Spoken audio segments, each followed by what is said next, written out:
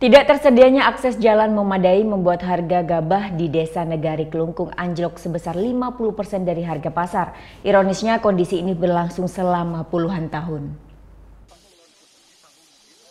Sudah puluhan tahun petani di Desa Negari Kelungkung tidak pernah merasakan manisnya hasil dari menanam padi.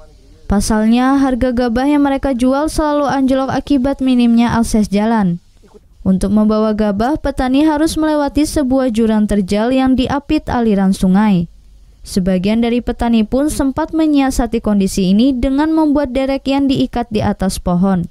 Namun, cara ini tidak efektif lantaran ongkos pembuatannya membutuhkan biaya yang terbilang cukup tinggi.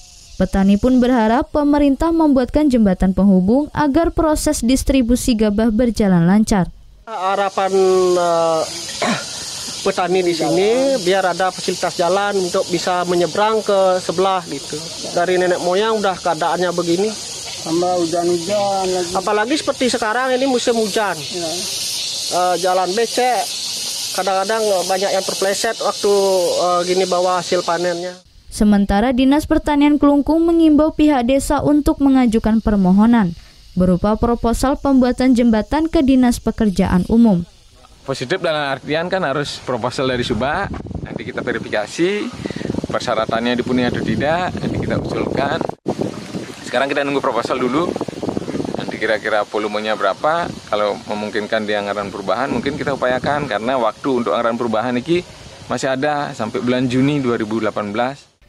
Saat ini harga gabah di Kabupaten Kelungkung di kisaran Rp3.700 per kilogram.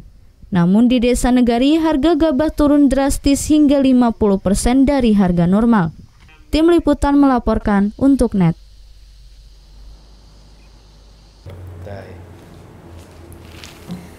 Udah selesai kan nontonnya? Nah, jadi jangan lupa buat like, komen, dan subscribe ya.